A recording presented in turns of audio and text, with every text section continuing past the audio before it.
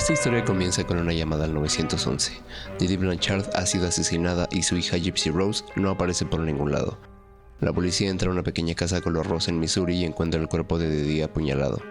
En ese momento nadie sabe dónde está Gypsy ni qué fue lo que realmente pasó. Hasta ese día todos pensaban que Didi era una madre ejemplar, dedicada, amorosa, siempre pendiente de su hija, quien supuestamente tenía múltiples enfermedades. Leucemia, distrofia muscular, convulsiones, problemas respiratorios, una lista interminable. Gypsy se movía en silla de ruedas, usaba oxígeno y se alimentaba por sonda. Vivían de donaciones y apoyos sociales, incluso en una casa construida por Habitat for Humanity. Pero a medida que avanza el capítulo, la imagen perfecta empieza a desmoronarse. La serie nos lleva al pasado para mostrar la dinámica entre madre e hija. Didi controla cada aspecto de la vida de Gypsy, sus medicamentos, lo que come, lo que dice, incluso sus visitas médicas. La niña parece más curiosa que enferma. Empieza a hacer preguntas, a mostrar interés por ser más independiente, y esto a su madre no le gusta nada. Cuando Gypsy intenta actuar por su cuenta, Didi responde con amenazas, chantaje emocional y medicación. El espectador comienza a sospechar que la mayoría de los padecimientos de Gypsy podrían ser falsos o inducidos. Lo que parecía más una historia de superación y cariño se convierte en un caso de abuso psicológico extremo. Didi, en lugar de proteger a su hija, la mantenía enferma a propósito, y Gypsy, atrapada bajo ese control, empieza a despertar. El capítulo termina sembrando una pregunta clave: ¿hasta dónde puede llegar una persona para liberarse? Este es solo el inicio de una historia tan retorcida como real. The Act no solo reconstruye un crimen, sino que te obliga a cuestionar todo lo que creías sobre el amor entre madre e hija. El segundo capítulo de The Act profundiza en la tensión que hay entre Gypsy y Didi, mientras empieza a notarse que la realidad no es como todos creen. Después de la desaparición de Gypsy, la historia sigue dos líneas de tiempo, una en el presente con la investigación del asesinato y otra en el pasado, donde vemos cómo Gypsy empieza a cuestionar lo que su madre le ha dicho toda la vida. Gypsy comienza a sospechar que puede caminar.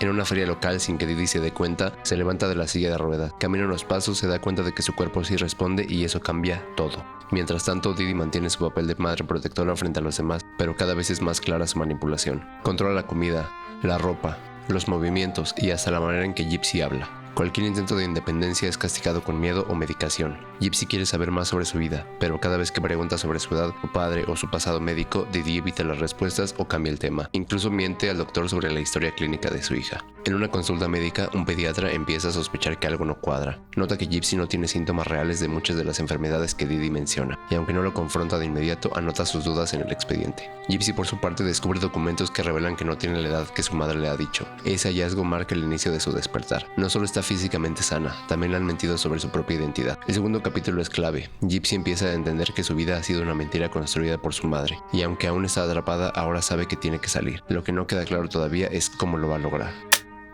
En este capítulo, Gypsy Rose da el primer paso real hacia la libertad, aunque no necesariamente por el camino correcto. Mientras Didi sigue presentándola ante el mundo como una niña indefensa, Gypsy empieza a buscar una salida a escondidas. Entra a internet, crea un perfil falso, y ahí conoce a Nick Godjon, un joven con una vida difícil, diagnosticado de autismo y una personalidad que parece frágil, pero también impredecible. Desde el primer momento la conexión entre ellos es intensa, hablan por horas, comparten secretos, fantasías. Gypsy por primera vez en su vida siente que alguien la ve como una mujer, no como una paciente, y eso le emociona, la impulsa. Mientras tanto, Didi comienza a notar cambios. Gypsy actúa distinto, más segura, más inquieta, pero en lugar de dialogar, vuelve a hacer lo que sabe: controlar, manipular y medicar. Pero ya no le está funcionando. Gypsy descubre que muchas cosas que le dijeron sobre su salud no eran ciertas, y ahora, con Nick del otro lado de la pantalla, empieza a idear un escape. Al principio es solo un sueño, conocerse en persona, huir, empezar una nueva vida, pero ese sueño poco a poco se va convirtiendo en un plan real. Ese capítulo muestra a una Gypsy dividida. Una parte sigue atrapada, obedeciendo, fingiendo, y otra empieza a moverse en la sombra, planeando en silencio. La relación con Nick se vuelve cada vez más oscura. Ella le cuenta su historia, él se obsesiona con salvarla, y en medio de esa idea romántica de libertad empieza a surgir una palabra peligrosa: asesinato.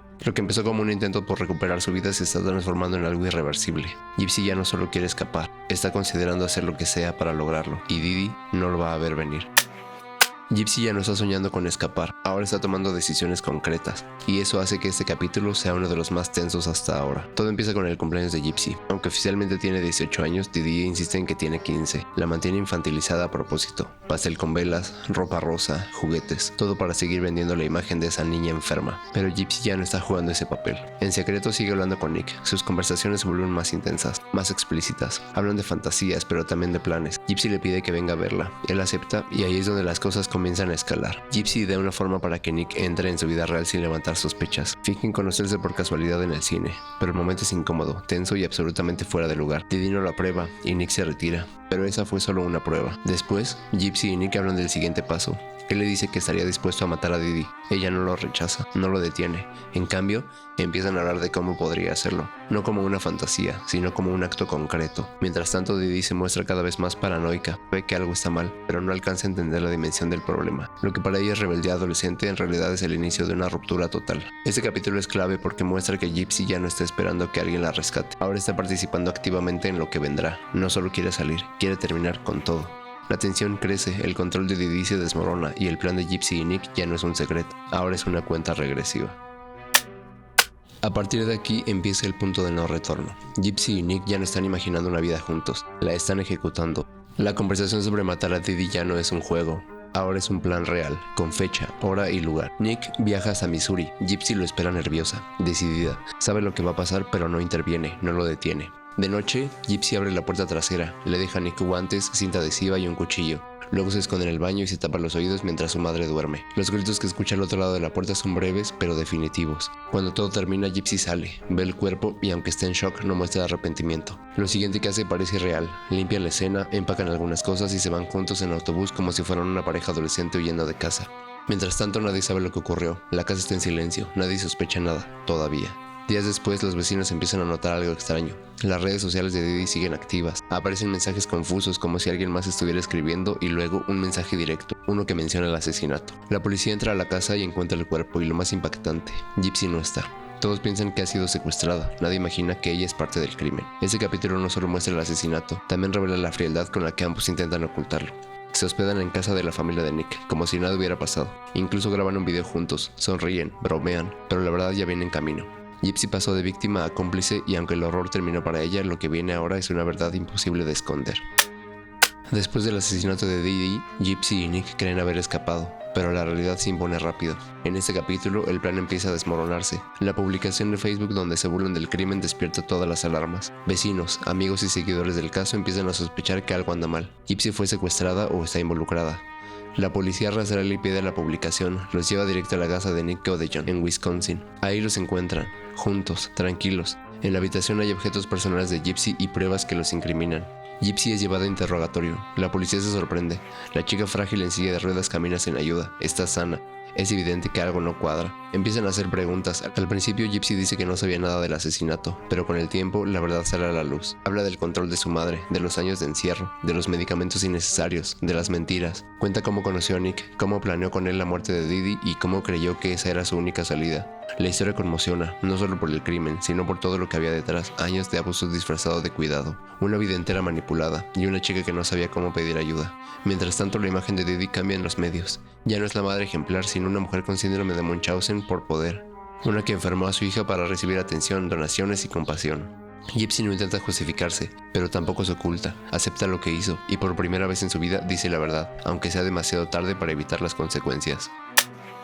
El asesinato ya ocurrió, la verdad ya se sabe. Ahora Gypsy Rose Blanchard enfrenta las consecuencias y el sistema judicial debe responder a una pregunta difícil: ¿es culpable o una víctima? El capítulo abre con Gypsy bajo custodia, ya sin su madre, sin disfraces, sin medicación forzada. Es una joven completamente distinta, habla con claridad, toma decisiones por sí misma y por primera vez está descubriendo quién es. Los abogados revisan el historial médico, lo que encuentran es impactante. Gypsy nunca tuvo leucemia, ni distrofia muscular, ni alergias graves. Didi había manipulado doctores, falsificado documentos y condicionado a su hija durante toda su vida.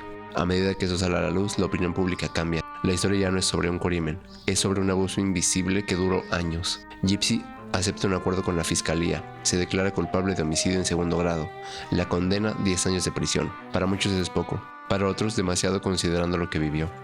Mientras tanto, Nick Godejohn enfrenta un proceso aparte. Su caso es más complicado. Él cometió el asesinato directamente. Aunque sufre de trastornos mentales, la justicia lo considera responsable.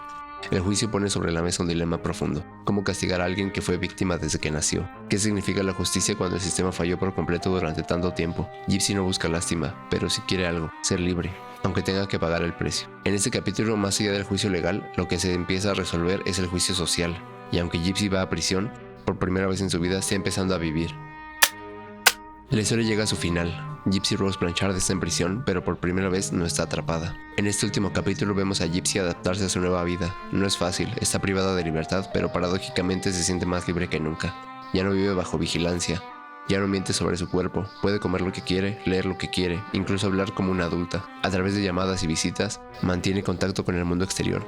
Reflexiona sobre su vida, sobre su madre, sobre Nick y sobre sus propias decisiones. No se excusa, pero tampoco se odia. Está aprendiendo a entender quién es sin disfraces ni control. En paralelo, el juicio a Nick Godejohn llega a su punto más tenso. Es declarado culpable de asesinato en primer grado. Su condena, cadena perpetua sin posibilidad de libertad condicional. Gypsy ve todo desde la distancia. Fue ella quien pidió ayuda. Fue ella quien abrió la puerta. Pero el acto lo cometió Nick. La justicia lo separa y ella lo acepta. Este capítulo no busca dramatizar más. Al contrario, es una especie de descanso.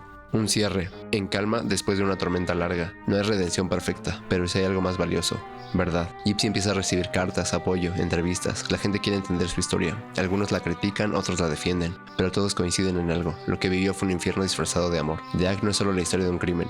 Es la historia de una identidad robada, de una infancia manipulada y de una joven que tuvo que romperlo todo para poder empezar de cero. Gypsy Rose no es inocente, pero tampoco simplemente culpable. Es el producto de un abuso sistemático y de una búsqueda desesperada por libertad. Actualmente, tras salir de prisión en diciembre de 2023, Gypsy Rose Blanchard comenzó una nueva vida. Aunque estuvo casi 8 años tras las rejas por su participación en el asesinato de su madre, finalmente obtuvo libertad condicional y rápidamente atrajo la atención mediática. Se separó de su esposo Ryan Anderson pocos meses después de su liberación y poco después retomó su relación con su exprometido Ken Orker en diciembre de 2024, justo un año después de salir de prisión. Gypsy se convirtió en madre, nació su hija Aurora Raina Orker. Actualmente vive alejada del escándalo, enfocada en su familia y en reconstruirse emocionalmente. Ha hablado abiertamente sobre su pasado, el abuso que sufrió y cómo busca criar a su hija con la libertad y el amor a la que ella le negaron.